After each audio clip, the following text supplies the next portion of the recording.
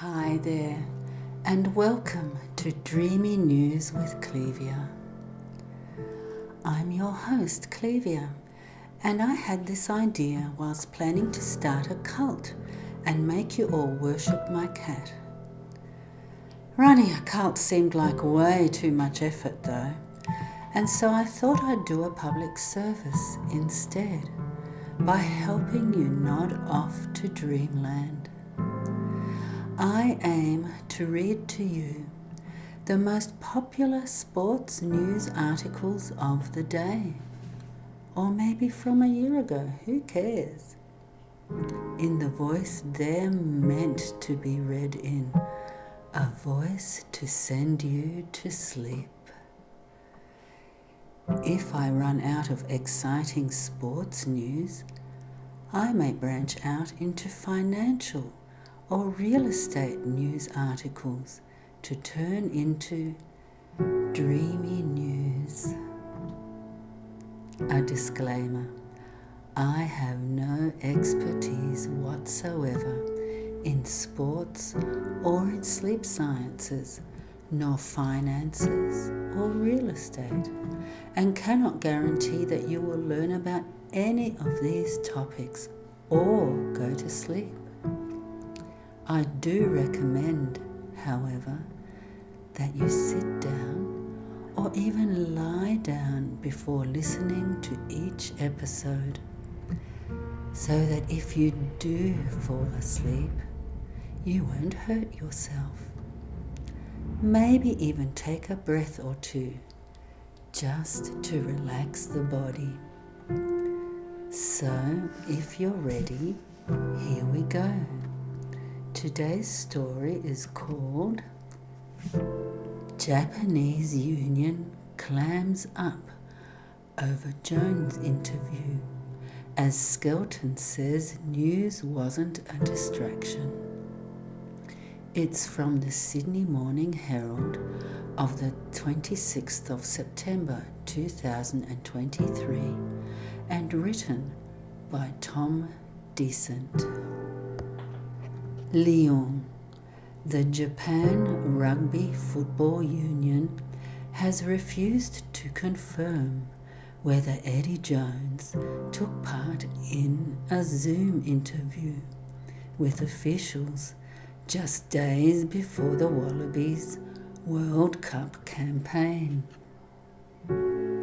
Australian captain Will Skelton, meanwhile, said the under-fire coach had not brought the matter up with players on the day of their must-win game against Wales. The Herald and the Age on Sunday exclusively revealed that Jones, who signed a 5-year deal with Australian Rugby in January, has interviewed for the Japan head coaching role, due to be vacated by Jamie Joseph after this World Cup. Asked twice at his post-match media conference if he could give Australian rugby fans his full guarantee that he would not be coaching Japan next year, Jones replied, "I'm committed to coach Australia." Asked if he had been interviewed by the Japan Rugby Football Union, JRFU, Jones said, "I don't know what you are talking about, mate." The Herald and the Age's report, picked up by multiple news organisations in Japan and around the world, has triggered a flurry of requests for comment to the JRFU. A day after Rugby Australia, Chief Executive Phil Waugh admitted he had not contacted his Japanese counterparts to ask whether they had met with Jones, the JRFU did not deny an interview took place. JRFU won't disclose any information about candidates, name of individual or the progress until we decide and announce the new head coach. So unfortunately there is no comment from us so far because it's not been decided, a JRFU spokesperson told this masthead. Asked whether candidates will be revealed after an official appointment is made, the spokesperson said, "When we hold a press conference of the appointed new head coach, we will receive any questions, though it depends on the questions if we can respond to or not." The JRFU announced earlier this year it would conduct an independent process to find the country's new head coach on a 4-year deal from 2024 to 2027. There are 2 other candidates in the running at this stage.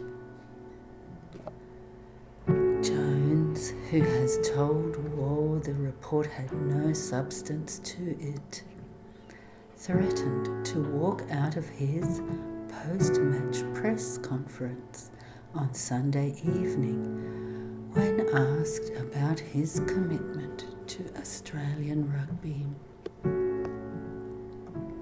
However, Jones did not speak to his players about the story, nor did he categorically state the Herald's report was wrong. The issue has the potential to divide the Wallabies ahead of their final pool match against Portugal. It wasn't addressed, and no, I don't think it was a distraction, Skelton said.